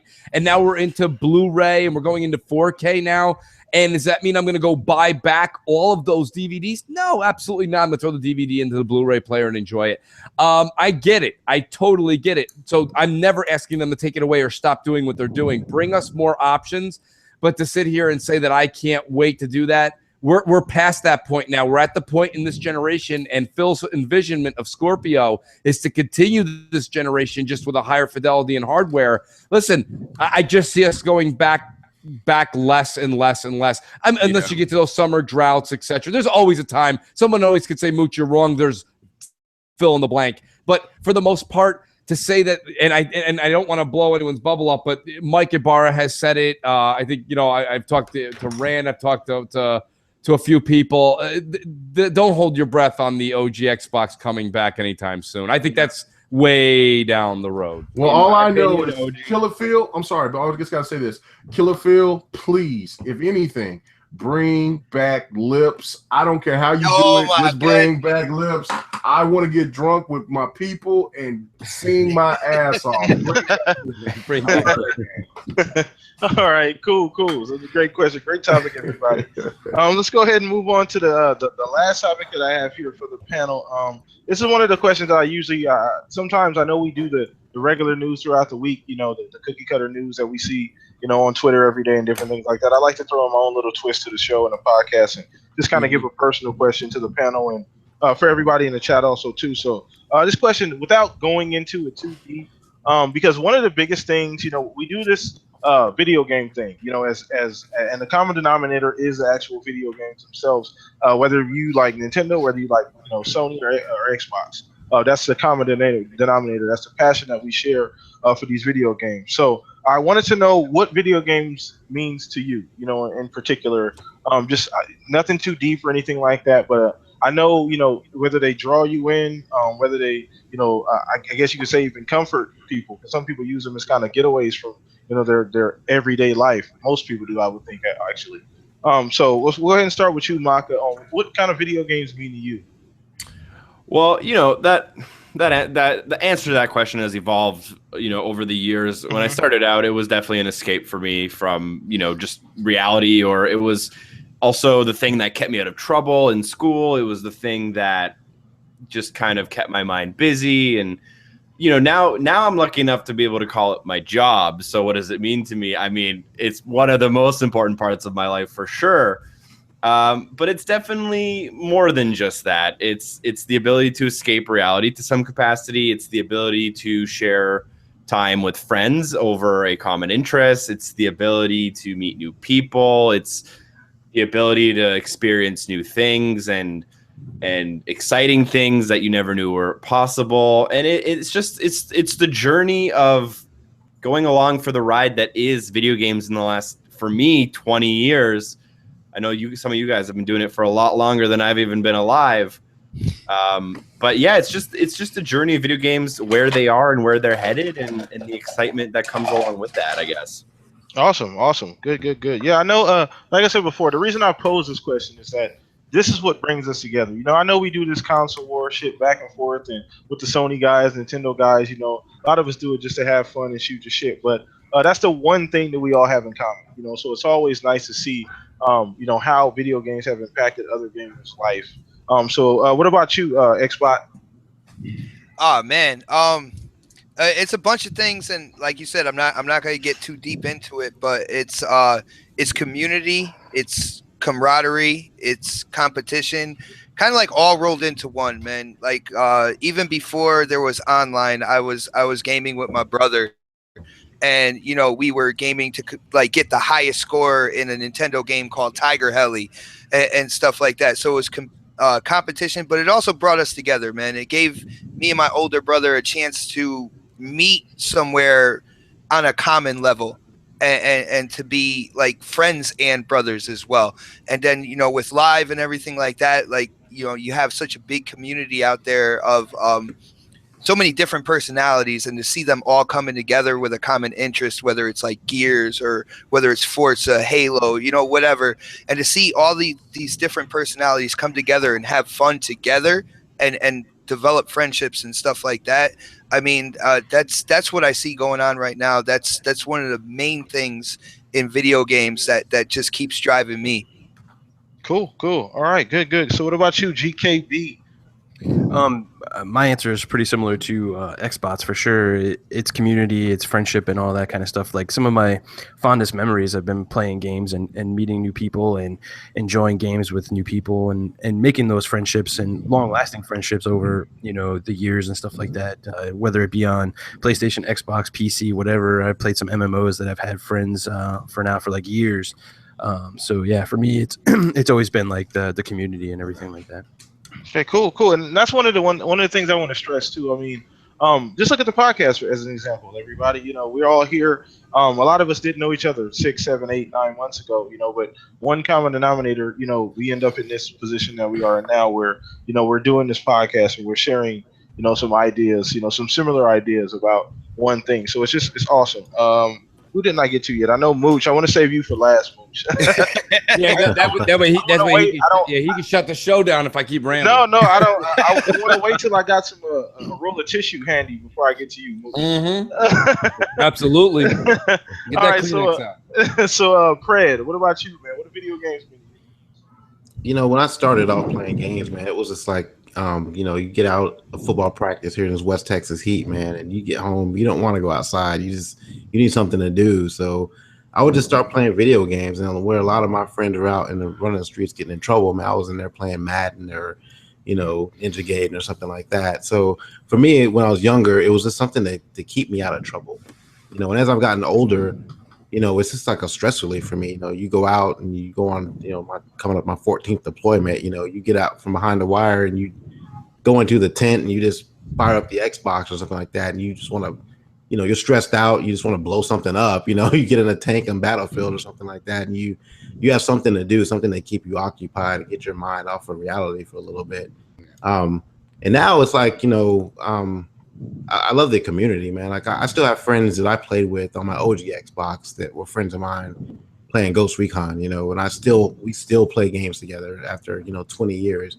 You know, we're still friends. You know, I've never met him, never see him, probably never will. But the community, I know when I jump online, whether it's you and Mooch or, you know, Mega or Xbox, GKB, if you guys are playing a game I'm playing, I can jump in and play with you guys and just have a good time. And I think for most of the people that are here on the panel or listening to the podcast right now, that's what gaming is about at this point in our lives. It's like it's something to keep us occupied where, you know, you don't want to leave the comfort of your home. You just want to sit at your house in front of your screen and play a video game and just, you know, break away from reality for a little bit. So that's it for me, man. It's just something to do for fun at this point. Cool. What about you, Mega?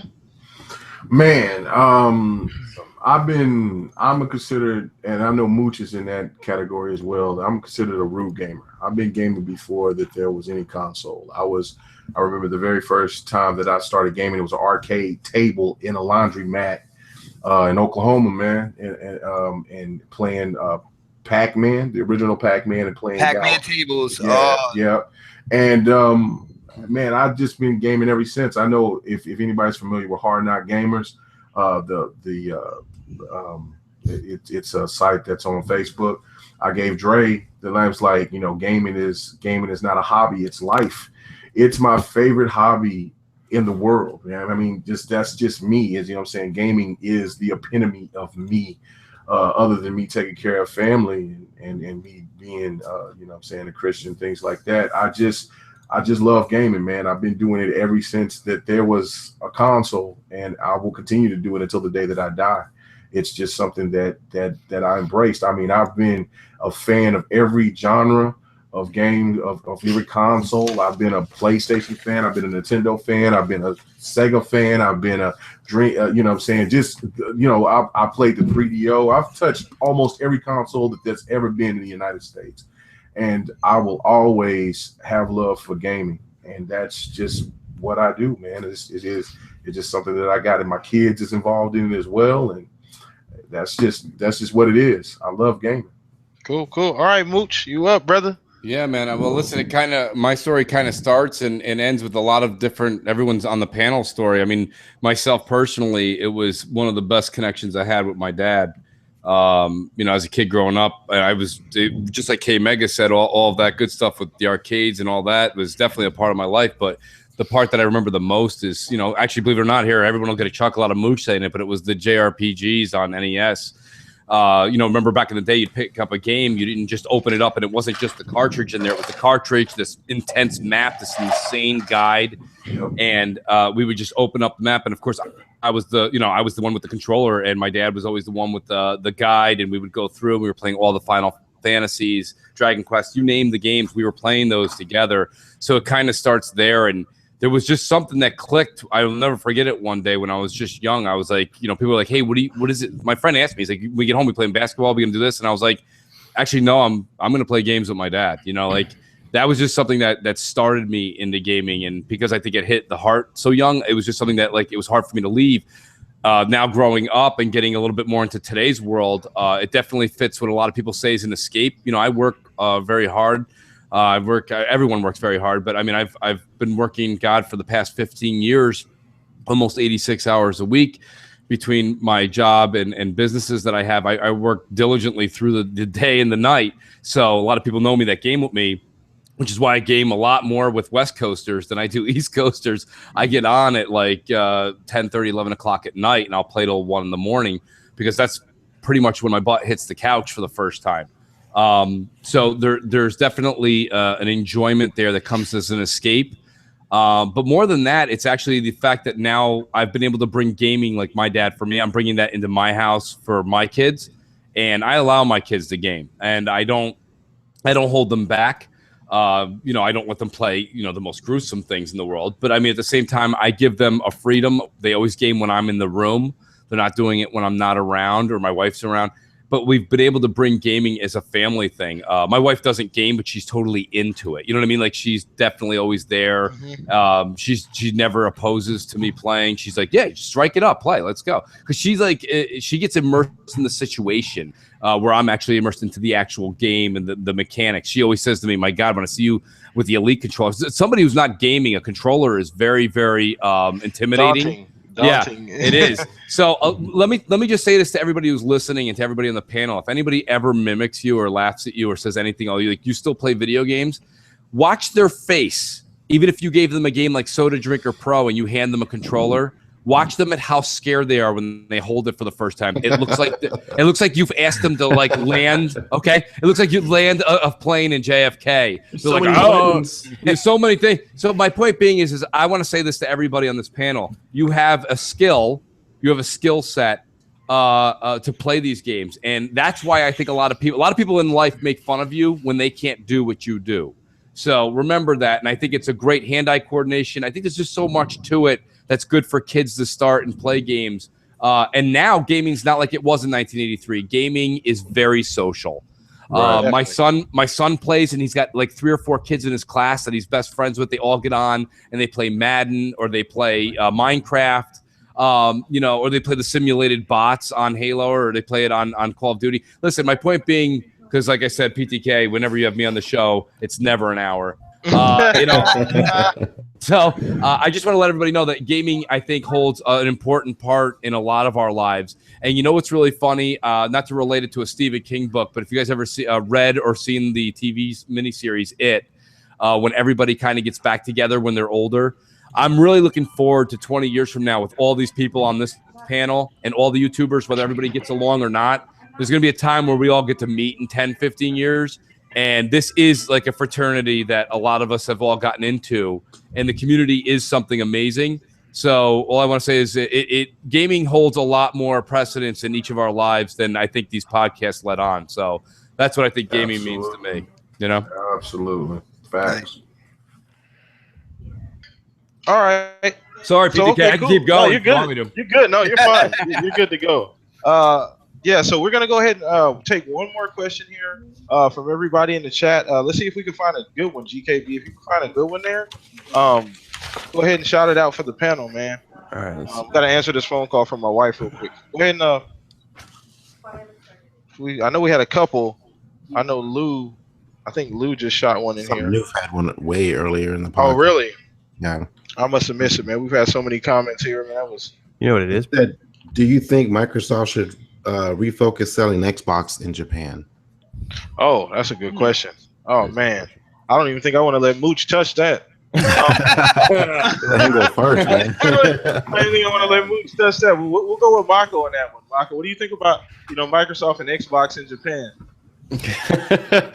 I know the funny thing about this, me and Mako were talking about this before the podcast started. And he started the conversation the exact same way. I'm not. Yeah. So go ahead, Mako. It's like, I don't know. It's like Japan's the X that got away for Microsoft, and they just can't let it go. Yeah. You know what? It's I don't blame them for trying. It's you look at the market, it's very appetizing, and you think of all the money potentially you could make, but I just don't see it ever quite working to its maximum, what Microsoft thinks is, its potential there.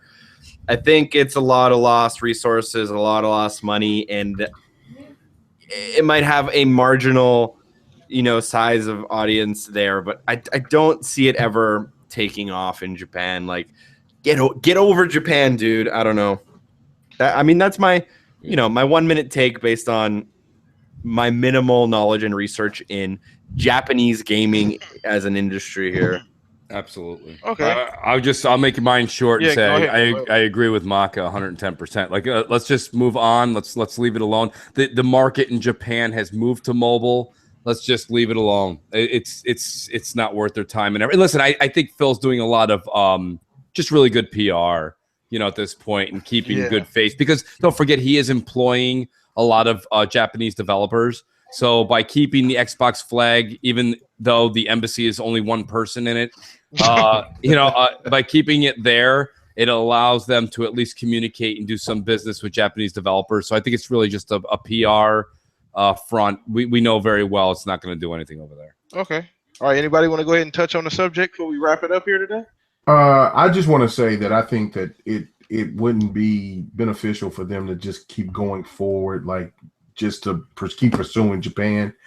They got other markets that's bigger, like Brazil, Mexico, just South America as a whole, that they could focus on primarily. And if they were smart, they would go after Europe because that's the second biggest market next to the U.S., instead of going after Japan. I mean, just go ahead and just cater to the developers that you work with and just keep Xbox going there. But I would say, go after the bigger markets and especially try to focus primarily on Europe. That's where, if you solidify United States or even keep United States close and then go after Europe and keep that close, then you're actually pushing something, because that's where it's at. It's more mobile out there in Japan. Mm-hmm.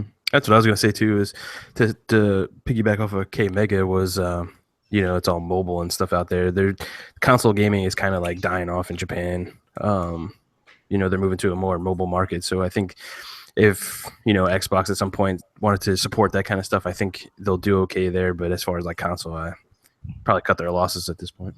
Okay, cool. I think everybody's on the same page with that one.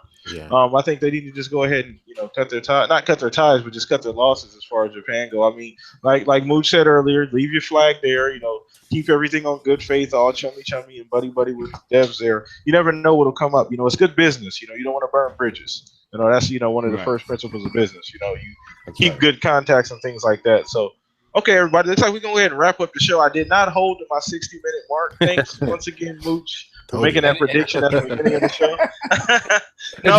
If you look at all the shop podcasts and just look at the ones that say featuring Mooch, not one is an hour. That is true, people. He's 100% true about that. So we're gonna go ahead and wrap it up here, everybody, man. Once again, I want to say thank you for everybody coming out today, showing great love to the podcast. Showing great love, everybody stopping through. Maka, K Meg, I know this is you guys' first time being on the podcast. I hope you guys really enjoyed yourself. We're gonna go ahead and let everybody around the panel just let everybody know where they can find them. We'll start with you, Maka. Yeah, I mean, thanks for having me. I had a great time, a lot of fun. And in terms of finding me, if that's something you care about, youtube.com/Maca91 Productions, twitch.tv/Maca91 Productions.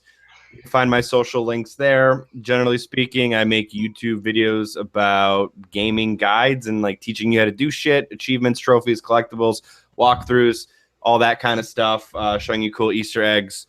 And then when I stream, it's a little bit more laid back. We just have a good time. Whatever we're playing as a big group in the chat. And and then I'm also on the TXR podcast on Monday nights.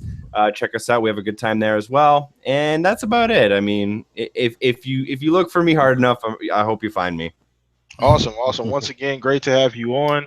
Shout out to you, man. And if you guys want to 100% or get max achievements, follow this guy. Go to his channel. He does walkthroughs, collectibles, all kind of crazy shit. I mean, if you want to figure something out, go to his channel and watch a walkthrough, man. He does a great job with it. So shout out to you, Maka. K Mega, let everybody know where they can find you, brother. Woo, you might want to put me last, but for as much stuff I'm doing, but I'll be definitely as quick as I can. Check me out on my YouTube channel, which is KMega405. On Twitter at KMega4. I'm a member of the multiplayer with Next Gen. I do the next podcast with my boy Xbox448 and the family. I'm with a group called Intro Media Gaming. Check us out at intromediagaming.com. And last but not least, I'm with the big boys in the community, man, at BGST, the new member, which I appreciate these guys having me on. And man, just damn, it's just so many things that I'm doing right now, man. I can't express them all, but I thank the panel for giving their input, and thank you for asking me to come on, man. It was an honor, and I'm just happy just to be along, man. Love talking about video games. So thank you. Awesome. Glad to hear it. Okay. Sorry about that. I got some extracurricular activities going on in the background with the kids. I do apologize. But anyway, Xbot, go ahead and shout yourself out, brother. Let everybody know where they can find you. Yeah, no doubt, man. Like I say, I keep it simple all the way across the board. It's Xbot448. My YouTube channel, of course, Xbot448. I am just under 2,000 subscribers, and I can't believe it. So, guys, go definitely check out my channel. You like the content, you like the gameplay, all that good stuff. Just hit that sub button. Of course, we got the next podcast, which is every Saturday at 6 p.m., a part of the Gamers Block. You know this, Blam. Man, 11 minutes, we came in like 11 minutes late, so that's not too late this time. So I just didn't ring the doorbell this time. But as always, it's great to be on the show. I love talking games with you guys, and yeah, man. All right, cool, man. All right, let's go ahead and keep it moving. GKB Governor, let everybody know, man. What's up, guys? It's GKB. You can find me on YouTube and Twitter at Gamers Knows Best. Big shout out to She-Wolf. She unexpectedly had to leave the show there. But yeah, don't forget, right after the show, actually, She-Wolf's already doing it, the community game time. We're playing Gears, Horde, multiplayer, what everybody wants to do. We love hanging out with the community and talking and all that kind of stuff. I'll be on the Console Corner on Tuesday, Xbox Nation on Wednesday. Big shout out to Crap and all them guys. Yeah, I always love being on the Shop podcast.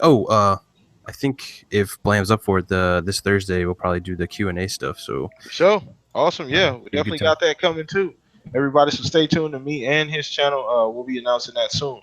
Predator, go ahead, man. I know you got some. This is one of your last times doing a podcast until further notice, at least. Yeah, I might be here next week. We'll see what my internet connection is like. But I have my own channel called the Xbox After Party. It's been kind of stagnant for the last couple of weeks for obvious reasons. Been spending a lot of time with family. But if I can get back on the shop while I'm downrange, I will definitely jump in if I'm awake. With the time change, it'll be a little difficult, but I will still listen to everyone else's podcast. I'll still follow Maka and Mooch, BGST, the shop, and the Console Corner podcast. If I can't get in chat, I'll at least listen in when I get a chance. So with that said, man, if I'm not here next week, man, you guys know where I'm at. So follow me on Twitter, follow me on Xbox, and I'll see you guys in 6 months if you don't hear from me. Thank you for your service, man. Yes, We definitely appreciate you for what you're doing for our sorry asses to talk about video games while you fight. Well, before you fight for this country and for our freedoms, man. Thank you. God bless you, brother. Thank you, man. Be safe, brother. For sure. And Mooch, man. Go ahead, brother. Let everybody know where they can find you if they don't already. I'll do everything in chronological order. I want to let everybody know that just if you didn't get enough Mooch tonight, when you wake up tomorrow and you got that full pot of coffee, M&C Mornings is tomorrow on my channel. We've got voicemails. We've got a bunch already to play for you. We've got a lot of live call-ins. It's MC Space Mornings. We do it just like your everyday drive-in morning talk show, except we talk mainly games and, current events, things that are going on. So definitely catch me there. I am on Xbox Nation on Crap's channel, which is on Wednesdays, and then Crossfire on my channel on 6 p.m. on Eastern Time on Fridays, and BGST 8 o'clock on Zaire Next Gen, the Zodfathers channel. And a couple things. Just a quick couple notes here. Awesome panel tonight, PTK. You put together an outstanding panel tonight. This has been a great back and forth with everybody. Great to hang out with Maka again. I don't get a chance to hang out with him. I hang out with one of his buddies. I hang out with JKB a lot more often than I get a chance to hang out with Maka. And those two are both very good friends. Do want to give a shout out to K Mega. K Mega, your addition to BGST is just the fucking creme de la creme. It's what the show needed. And we love having you on, brother. So it's very cool that you joined us. Thank you. Xbot's a big part of Crossfire. There's no Crossfire without Xbot. His enthusiasm's through the roof. So thank you, Xbot. GKB is without GKB, the Xbox Nation just wouldn't have an argument session. So me and him it's just great. We have even though at the end we generally come together on the same topic. And me and PTK met, which is great. I met everybody else through podcasting, but PTK I met. This is like we're both from the motherland together. We met actually through gaming. Okay, figure that one out. Through gaming, we just in a random chance we were in Titanfall. We hit it off back when Titanfall first came out on Xbox. We linked up, became friends, and the rest is history. So yeah, and last but not least, I do want to give a shout out to Predator. Predator, what you're doing right now when you put that uniform on, I already know you're proud. Stay proud. A lot of us are proud for. Listen, I'm right there with K Mega. I'm waving that flag every day for you over here. I'm doing a lot of civilian work for making sure that what you get into and the equipment you use works wholeheartedly. A+. We don't do anything less than that. So thank you for doing your services to our country. And can't wait for you to come back healthy and safe, bro. Hey, but don't fuck up and talk about PlayStation, because if you do, then I'm gonna have to. don't mess it up, bro. Don't. My first pick is gonna be with a PSVR headset on. Yeah. You come with some shit like that, I got a disc video coming for you. I'm gonna say proud for your Make sure service, I tag you in it. But he's a weird motherfucker. Stay away from him.